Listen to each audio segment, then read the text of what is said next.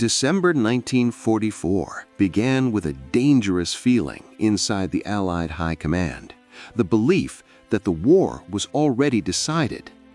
Paris had been liberated. German forces were retreating on almost every front. The Allied advance, though slow in some sectors, appeared steady and irreversible. For many officers in London and at Supreme Allied headquarters, the war in the West was no longer a question of if, but simply when it would end.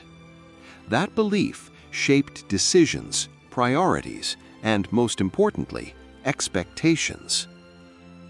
By late November 1944, intelligence reports seemed to point in the same direction.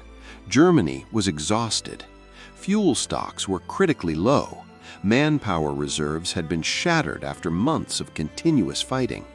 The Luftwaffe had all but ceased to exist as an organized offensive force. The Wehrmacht was still fighting, yes, but fighting to survive, not to attack.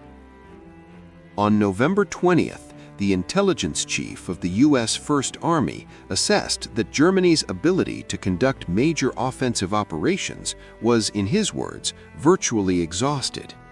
British intelligence reached the same conclusion. Within Eisenhower's staff, the consensus was clear. Any future German action would be defensive, local, and limited. The Ardennes region, a vast area of dense forests, narrow roads, and small villages, appeared to support that assessment. The sector was considered unsuitable for large armored maneuvers, especially in winter. Since 1940, it had been viewed more as a secondary corridor than a decisive axis of attack. As a result, it was held by less experienced American divisions, used primarily to hold ground and allow other units to rest. From the High Command's perspective, it was a logical decision. But all logic depends on the assumptions behind it. While most Allied commanders looked at the data and saw confirmation of an approaching victory, one American general studied the same information and reached a far more unsettling conclusion. Precisely because Germany was losing, it was still dangerous. George C. Patton, Jr. did not dispute the reports describing Germany's critical condition. He challenged their interpretation. Patton did not see a rational enemy trying to preserve what little strength remained. He saw a regime cornered, led by a man who had repeatedly shown a willingness to gamble everything when faced with desperation. To Patton, the central question was not what makes logistical sense, but rather, what would a desperate enemy do to change the course of the war? That way of thinking did not emerge in December 1944. It was the product of decades of study. Patton had obsessively examined historical campaigns, especially cases where defeated armies launched unexpected offensives. He knew the 1940 German campaign intimately, when armored forces had driven through the Ardennes against all Allied expectations and crushed France. He also understood the German operational mindset: sudden concentration of force, exploitation of terrain, and ruthless use of enemy complacency. In late November, at Third Army headquarters in Luxembourg, intelligence reports began to draw his attention. German radio traffic in the Ardennes sector had increased. Several units had simply vanished from the known order of battle.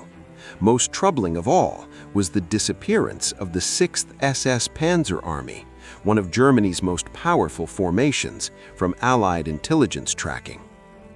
There was no hard proof of an imminent offensive, no decisive aerial photographs, no intercepted orders outlining a plan.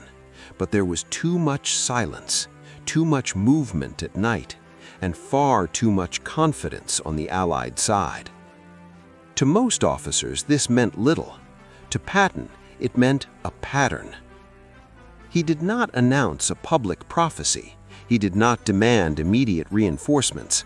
What he did instead was something far more dangerous and far rarer. he quietly began planning for a scenario that almost no one else believed was possible. While the High Command discussed crossings of the Rhine and optimistic timelines for early 1945, Patton asked his staff an uncomfortable question: what if we're wrong? That question, ignored by many, would become the starting point for everything that followed. By late November 1944, the Allied High Command believed it possessed something rare in modern warfare: clarity. Intelligence reports appeared to converge.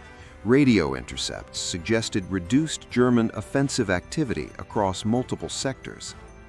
Aerial reconnaissance revealed few visible concentrations of armored forces. Prisoners of war reported fuel shortages, lack of ammunition, and declining morale. From a purely analytical standpoint, Germany did not appear capable of launching a large-scale strategic offensive. This assessment was not the result of negligence. It was the product of a sophisticated intelligence system, technically competent, methodical, and thorough. The failure was not in the collection of information, but in how that information was interpreted. For most Allied analysts, the central question was simple: does Germany have the material capability to attack? Based on the numbers, the answer was no. But Patton asked a different question. If I were in the enemy's position, what would I attempt to do despite the numbers? That shift in perspective changed everything. On November 25th, Patton convened his intelligence staff at 3rd Army headquarters. Colonel Oscar Koch, his G2, presented findings that, taken individually, did not seem alarming. German radio traffic had increased in the Ardennes sector. Known units were being pulled from other fronts. Reports indicated unusual nighttime vehicle movements. None of these indicators alone suggested an imminent offensive. To most officers, they pointed to defensive reorganization, a normal process for an army in retreat. But Patton disagreed. When he realized that the 6th SS Panzer Army no longer appeared in Allied intelligence summaries, he asked the question no report could answer: where are they? Absence was more disturbing than presence. German units did not simply vanish. Historically, disappearance meant concentration, not dissolution. Patton did not interpret silence as weakness. He interpreted it as preparation. While other officers offered alternative explanations: reorganization, rest, redeployment to the Eastern Front, Patton turned to the map. There was the critical point: the Ardennes, a sector considered secondary, held by less experienced American divisions, difficult for aerial reconnaissance, and covered by winter weather that neutralized Allied air superiority. It was exactly the kind of place a desperate enemy would choose. This assessment was not based on vague intuition. It was grounded in historical pattern recognition. Patton remembered 1940 clearly. That year, French and British commanders had also dismissed the Ardennes as a natural barrier against large armored formations. The result was a catastrophic strategic defeat. To Patton, the mistake had never been the terrain. It was the overconfidence of those defending it. In early December, during a meeting at the headquarters of the 12th Army Group under General Omar Bradley, Patton decided to voice his concern. While others discussed Rhine crossings and optimistic timelines for Germany's final collapse, he interrupted with a direct warning. The Ardennes sector needed to be treated as a real and present risk. The reaction was immediate and cold. Bradley, supported by prevailing intelligence assessments, considered the scenario unlikely. The logic was sound. A German attack would require fuel, coordination, surprise, and local superiority, elements Germany no longer appeared to possess. To Patton, that logic ignored the most unstable variable of all: Hitler. Patton understood that German strategic decisions were no longer driven by prudence, they were driven by political desperation. He did not see a command trying to preserve strength. He saw a regime willing to gamble everything on a single throw of the dice in hopes of forcing a dramatic shift in the war. Still, his warnings were treated as speculation. No orders were issued to reinforce the sector. No major redeployments followed. The consensus remained intact. Germany could not attack. Patton left those meetings frustrated, but not surprised. He understood something many were unwilling to admit. Intelligence systems tend to reinforce consensus rather than challenge it. When everyone believes the enemy is defeated, any evidence to the contrary is instinctively reinterpreted to fit the prevailing narrative. It was in this environment that Patton made the most important decision of the entire episode, and the quietest one. If the High Command would not prepare the front for an improbable attack, he would prepare his own army. Without fanfare, without public announcements, and without directly confronting his superiors, Patton ordered his staff to develop contingency plans. Not generic concepts, but detailed scenarios.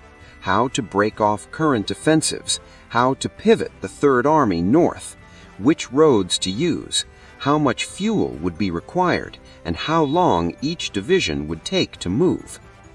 These plans did not exist because a German offensive was certain. They existed because if it happened, there would be no time to improvise. While the rest of the Allied command planned the end of the war, Patton planned for the possibility of being wrong. And in war, that difference often separates those who react from those who survive. In early December 1944, as winter tightened its grip on the Western Front, Patton's conviction stopped being purely intellectual. It became operational. On December 9th, new reports arrived at Third Army headquarters. German patrol activity had increased in the Ardennes region. Prisoners of war reported heavy vehicle movements during the night. Belgian resistance groups described columns moving along secondary roads, almost always after dark. Radio intercepts suggested that major German headquarters elements were shifting into the sector.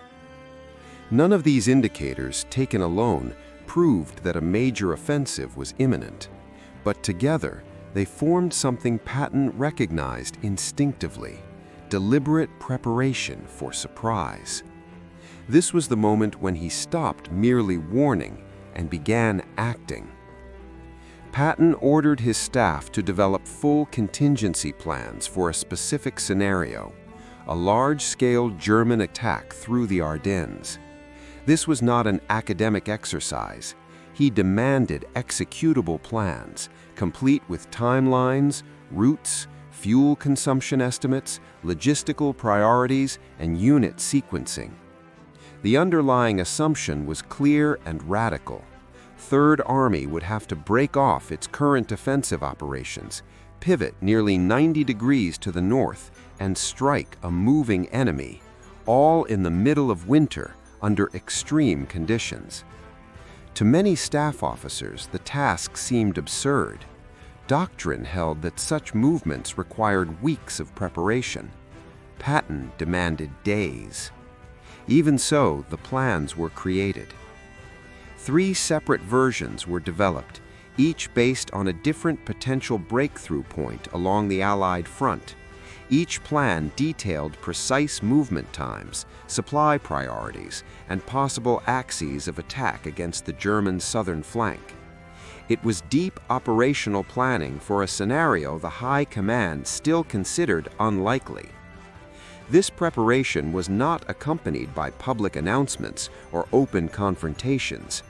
Patton knew that pressing the issue too aggressively could result in direct orders to halt the planning.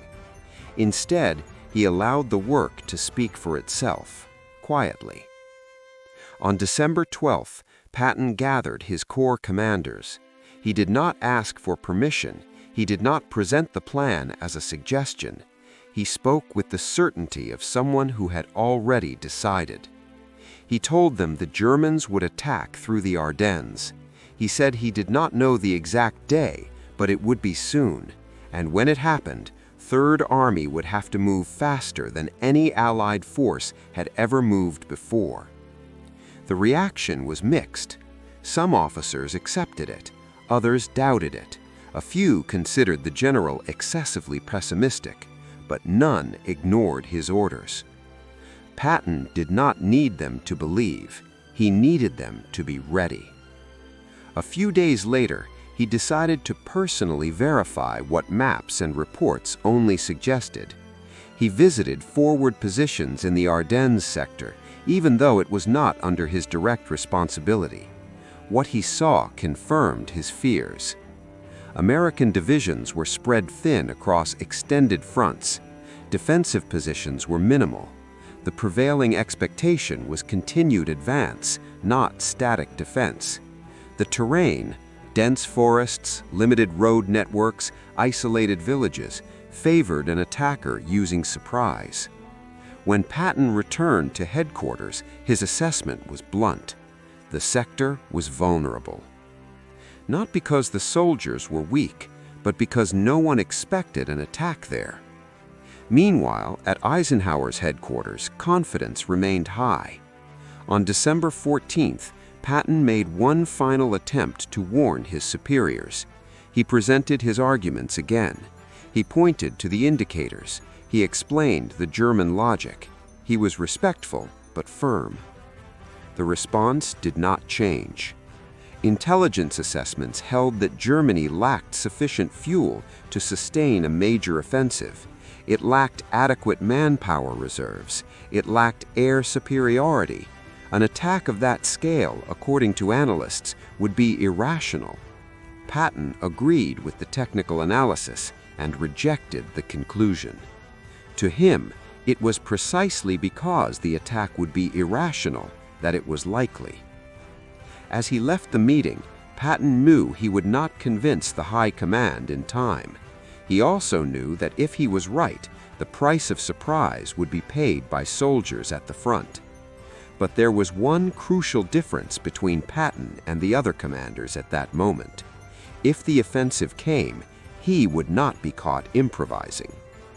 In the early hours of December 16, 1944, at 5:30 a.m., German artillery opened fire along dozens of miles of the Ardennes front. Within hours, American units were overrun, communications collapsed, and the true scale of the attack began to emerge. At Third Army headquarters, the news did not produce shock. It produced confirmation. Patton assembled his staff and said only what was necessary. It is exactly as we anticipated. Now we execute. Everything that had seemed excessive just days earlier suddenly became the only preparation that existed. The first hours after the German offensive began were marked by confusion within the Allied High Command. Initial reports were fragmented and contradictory, suggesting local attacks, perhaps desperate attempts to slow the Allied advance. It took time for the true scale of the assault to become clear. This was not probing action, nor was it a series of limited counterattacks. It was a large-scale strategic offensive. Hundreds of tanks, dozens of divisions, and more than 200,000 German troops were advancing under the cover of bad weather, exploiting precisely the weaknesses Patton had identified weeks earlier. The element of surprise was nearly complete. At Supreme Allied headquarters, the question shifted from whether the situation was serious to how serious it truly was. Communications broke down, units were surrounded, command centers lost contact with forward elements. The sector once considered the safest had become the most dangerous.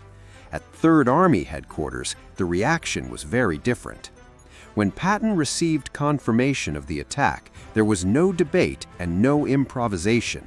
The plans already existed. The routes were defined, logistical priorities were established. All that remained was execution. Orders began going out on December 16. Units were alerted for immediate changes in direction. Logistics officers began redirecting fuel and ammunition. Subordinate commands received clear instructions regarding movement timelines and initial objectives. This speed was not the result of sudden brilliance, it was the product of preparation. While other commands were still trying to understand what was happening, Patton was already synchronizing watches. On the following day, December 17, as the German offensive drove deeper into Allied lines, it became clear that key points along the front were at critical risk. Bastogne, a vital road junction, emerged as the center of the crisis. Its loss could open the door to an even greater operational rupture. It was in this context that Patton wrote in his diary that he was not surprised. The entry did not reflect arrogance, but frustration. He had warned, he had prepared, and now he was watching soldiers pay the price for strategic complacency. On December 19, Eisenhower convened an emergency conference at Verdun. The atmosphere was tense. This was the most serious crisis the Allies had faced in the West since D-Day. Eisenhower attempted to frame the situation as an operational opportunity, but no one in the room ignored the real danger. If German forces reached the Meuse River and pushed toward Antwerp, they could split the Allied armies and dramatically alter the course of the war. It was at that moment that the difference between reaction and preparation became unmistakably clear. When Eisenhower asked how long it would take for Third Army to attack north and strike the German flank, other commanders hesitated. Mental calculations followed. Roads, fuel, weather, distance, everything pointed to weeks. Patton did not hesitate. He said he could attack within days with multiple divisions. The statement produced silence. Within conventional logic, it sounded impossible. But Patton was not improvising. He was reading from a plan that already existed. When he explained that his contingency plans had been prepared in early December, the dynamic of the meeting shifted. What had once sounded like arrogance now sounded like readiness. What had seemed exaggerated now stood as proof. Eisenhower recognized it immediately. The decision was made on the spot. Patton was given authorization to execute his maneuver with broad operational freedom. The weight of responsibility now rested entirely on him, but unlike the others, he had prepared for this moment. In the days that followed, Third Army carried out one of the most complex maneuvers of the war. Entire units broke contact with ongoing battles, pivoted their axes of advance, and marched under extreme winter conditions. Congested roads, snow, mud, and bitter cold did not stop the movement. Everything happened quickly because nothing had been decided hastily. As German forces advanced confidently, believing they had completely surprised the Allies, they encountered something they had not expected: a coordinated counterattack coming from a sector they believed neutralized. For the first time, the element of surprise began to change sides. As the German offensive entered its critical phase, Bastogne ceased to be just a point on the map. It became the center of gravity of the entire battle. The small Belgian town was a vital road hub. 7 major roads converged there, cutting through the Ardennes in every direction. For the Germans, capturing Bastogne meant freedom of maneuver. For the Allies, losing it meant disorganization, delay, and the risk of a cascading operational collapse. On December 18th, elements of the U.S. 101st Airborne Division were rushed into Bastogne. There was no time for proper preparation. Many soldiers took up positions without complete maps, with limited supplies, and with almost no fortified defenses. Even so, they were given clear orders: hold the town at all costs. Shortly afterward, Bastogne was surrounded. Meanwhile, German forces advanced with remarkable speed. The combination of bad weather, which grounded Allied aircraft, and concentrated attacks allowed them to penetrate deep into American lines. Early success reinforced German confidence that they had achieved total strategic surprise. But that confidence was misplaced. What German commanders did not know was that south of the growing Bulge, an entire army was already in motion, not reacting, but executing plans that had been prepared in advance. Patton had ordered Third Army to pivot its axis of advance nearly 90 degrees. Such a maneuver, in the middle of winter, demanded extraordinary coordination.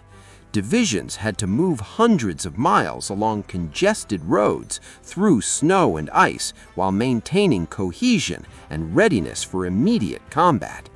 There was no operational pause. There was no improvised replanning. Every corps commander knew exactly which road to take, which unit moved first, where to refuel, and when to attack. That made all the difference. While other Allied commands were still reorganizing maps and redefining priorities, Third Army was already marching. The decisive factor was not the number of troops, but time. Every hour saved reduced the likelihood that Bastogne would fall. On December 22nd, as promised, Patton's forces launched their attack north. The offensive met heavy resistance. German units were not tactically unprepared, but they were caught off guard operationally. They expected prolonged Allied confusion. Instead, they encountered coordination. German pressure on Bastogne remained intense. On December 22nd, an ultimatum was delivered demanding the surrender of the American garrison. The reply, brief and now legendary, was possible only because the defenders believed relief was coming. That belief was not blind faith, it was information. Patton had made it clear to his subordinates that Bastogne would be reached. He did not promise ease, he promised movement. In the days that followed, the advance was slow, costly, and brutal. Winter punished men and machines alike. Fighting unfolded village by village, road by road, but the German Axis had already lost something essential: initiative. Every kilometer gained by Third Army reduced the Germans' operational space. Every delay increased German fuel consumption, a resource they simply did not have in surplus. The offensive, conceived as a rapid and decisive gamble, began to stretch beyond its limits. This was exactly the scenario Patton had anticipated. The German offensive depended on absolute speed. Any significant delay made the plan unsustainable. By forcing the Germans to fight for time, not just for ground, Patton turned the offensive into a war of attrition that Germany could not win. On December 26th, Third Army forces broke through the encirclement and reached Bastogne. The impact was immediate, not only tactically, but psychologically. The narrative of the German offensive began to unravel. For the Allies, the worst had passed. For the Germans, the strategic window had closed. None of this was the result of last-minute heroism or improvisation. It was the direct consequence of decisions made weeks earlier, when most believed the war was already won. Patton didn't win the Battle of the Bulge alone, but without his prior preparation, the story of that battle and its human cost would have been drastically different. He was not the only one who fought, but he was one of the few who arrived ready. The relief of Bastogne did not end the Battle of the Bulge, but it marked the moment when the German offensive began, quietly, to fail. To understand why, it is necessary to return to the original German plan. The Ardennes Offensive was never intended to be a prolonged campaign. By design, it was a single gamble. Hitler believed that a fast, deep, and unexpected strike could smash through Allied lines, cross the Meuse River, and reach Antwerp. If that happened, the Allied armies would be split.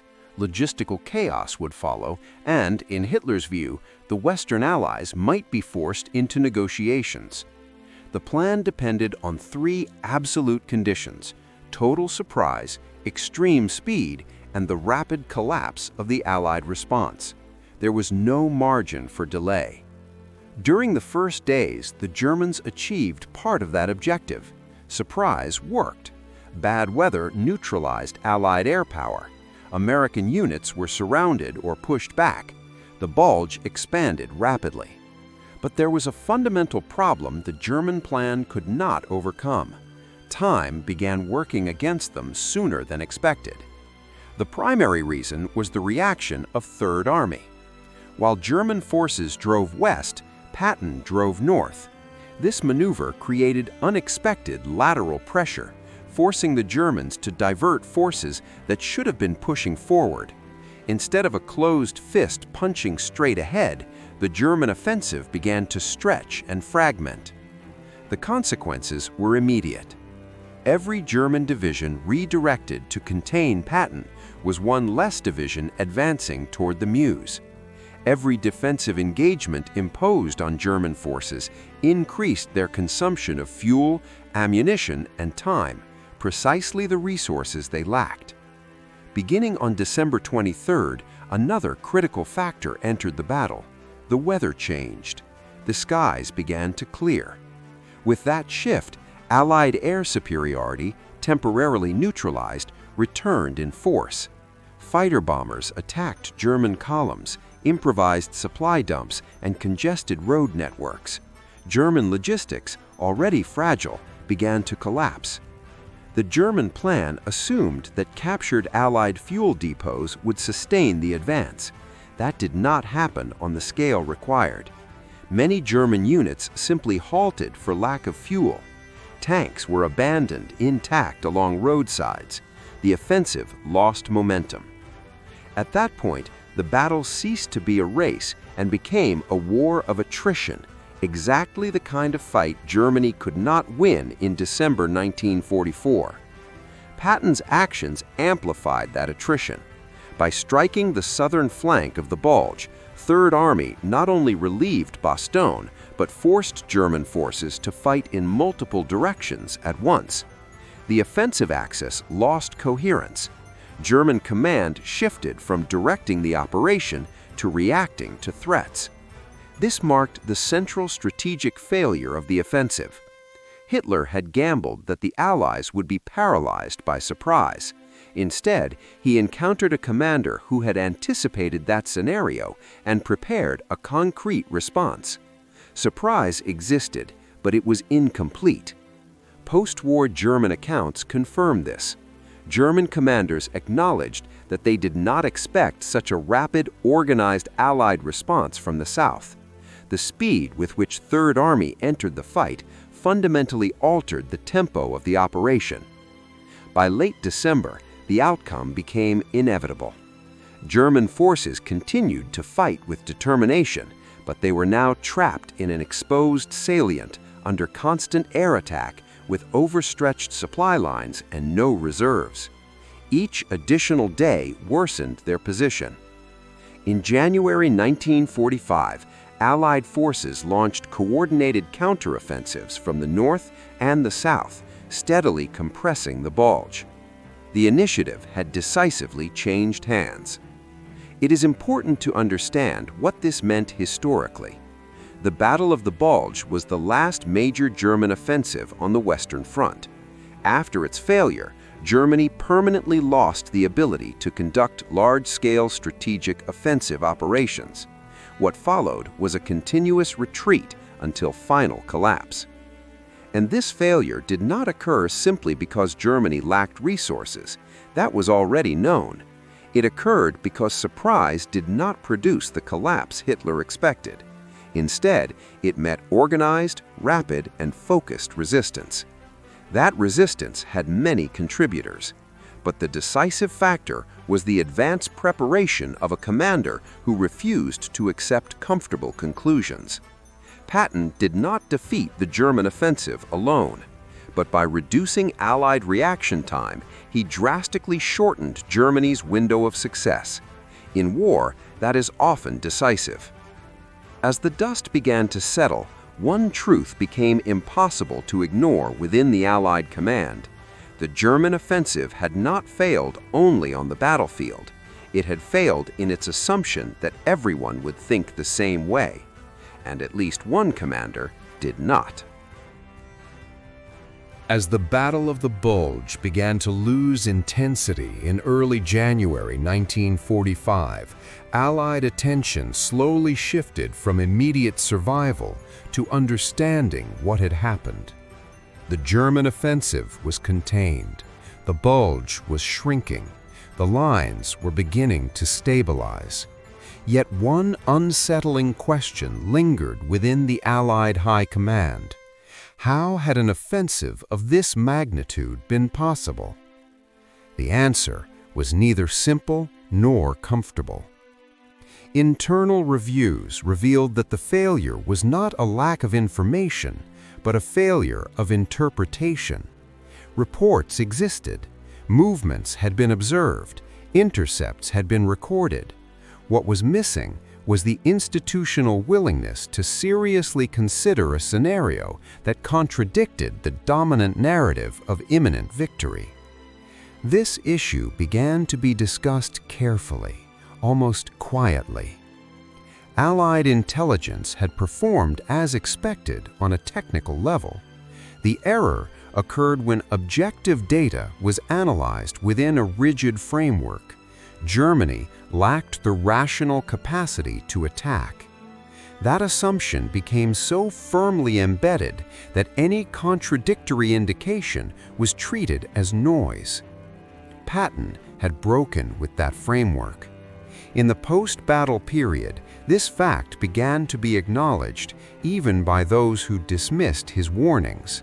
In later reflections, Omar Bradley admitted that the mistake was not ignoring Patton, but trusting conclusions that felt too comfortable. The German offensive should not have been possible, yet it happened. On the German side, post-war assessments provided important confirmation. Captured commanders explained that the initial success of the offensive depended almost entirely on the belief that the Allies would be slow to react. The German plan assumed that the initial shock would cause operational paralysis. Bastogne, for example, was supposed to be captured quickly, not defended stubbornly, and certainly not relieved within days by a counterattack from the south. That outcome had not been part of the German calculation. Accounts from commanders such as Hasso von Manteuffel indicate that the speed of Third Army's response profoundly altered the tempo of the offensive. Instead of advancing steadily westward, German forces were forced to fight to protect their flanks, secure supply lines, and respond to unexpected threats. This shift produced a cascading effect. An offensive that depended on constant momentum devolved into a series of improvised defensive engagements. Logistics collapsed. Fuel consumption exceeded any realistic projections. When the weather improved and Allied air power returned in full force, the fate of the offensive was already sealed. Within the Allied command, another realization began to emerge. Patton was not the only one who suspected something, but he was one of the few who acted as if that suspicion could become reality. That distinction is critical.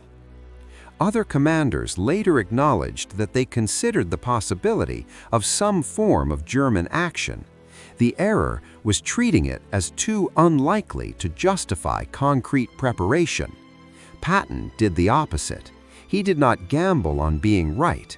He gambled that if he was wrong, the plans would never be used, and if he was right, they would matter enormously. This mindset became a subject of study. In military academies after the war, the Battle of the Bulge became a classic case study in the limits of intelligence based solely on material capability. Patton's actions came to illustrate the value of what theorists would later call enemy-centered thinking, the ability to place oneself genuinely in the enemy's position, considering not only resources, but motivations, pressures, and historical patterns. Patton did not possess privileged information. He read the same reports everyone else did. The difference lay in his interpretive lens. While most asked, "What can the enemy do?" Patton asked, "What does the enemy need to try to do?" The distinction may seem subtle, but in war, it is decisive. As weeks passed and the Allies regained full initiative on the Western Front, the Ardennes Offensive came to be seen not merely as a battle won, but as a strategic warning. It demonstrated that wars do not end when they appear logically lost. They end when the enemy loses the ability to fight or the will to continue gambling. Hitler still had the will. He no longer had the means, and Patton understood that before the first shots were fired. That understanding did not make Patton an infallible prophet. He made mistakes in other situations. He had flaws, excesses, and constant conflicts with superiors. But in that specific moment, his combination of historical study, psychological reading of the enemy, and willingness to act against consensus produced a disproportionate effect.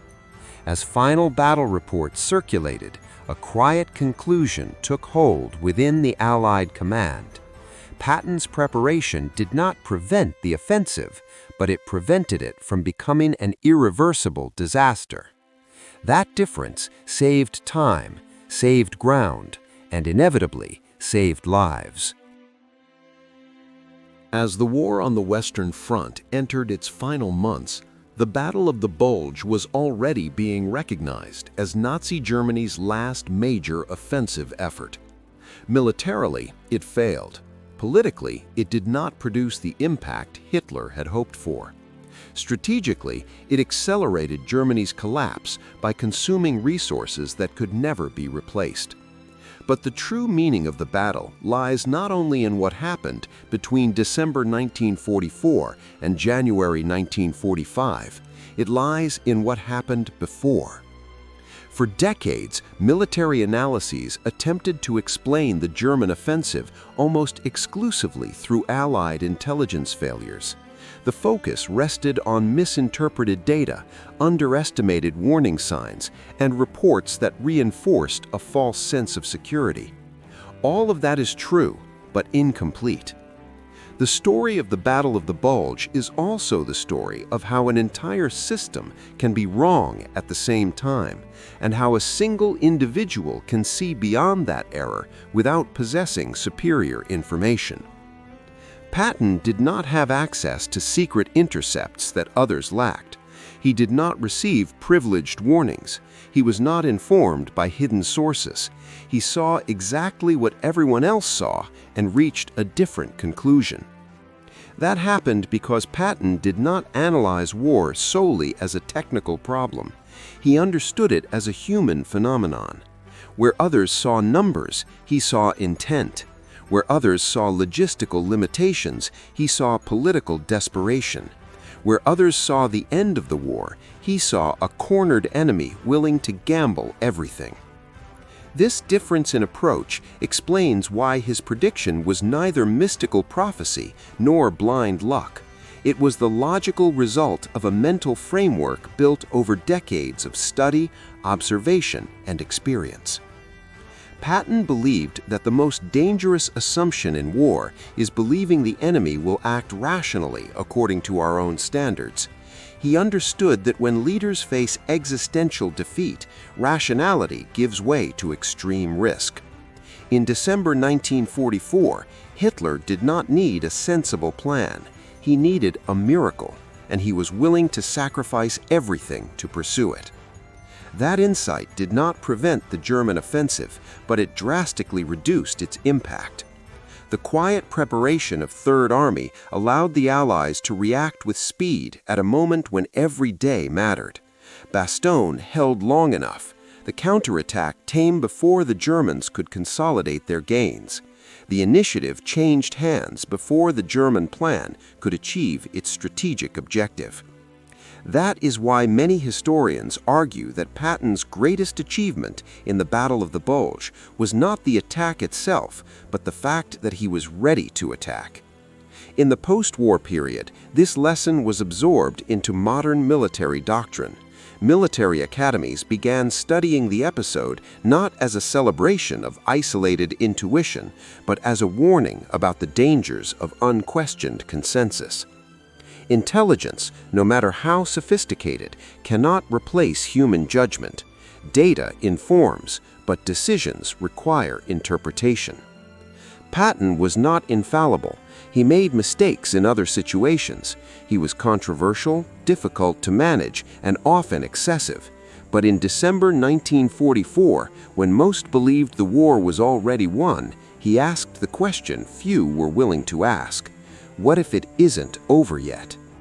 That question changed everything.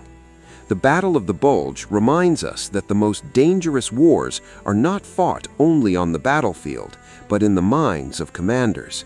They are won or lost long before the first shot is fired, at the moment someone chooses to prepare for the improbable instead of trusting the comfortable. And that may be the greatest lesson Patton left behind. Not winning by reacting to events, but by preparing for what others refuse to believe can happen. If you enjoyed this in-depth, fact-based analysis, make sure to hit the like button. It helps the channel continue producing stories at this level. Leave a comment. What impresses you most about Patton's leadership? Intuition, preparation, or the courage to go against consensus? And subscribe to the channel so you don't miss our next videos on military strategy, historic decisions, and the moments when a single judgment changed the course of war. Because sometimes the greatest victories are won before the battle begins.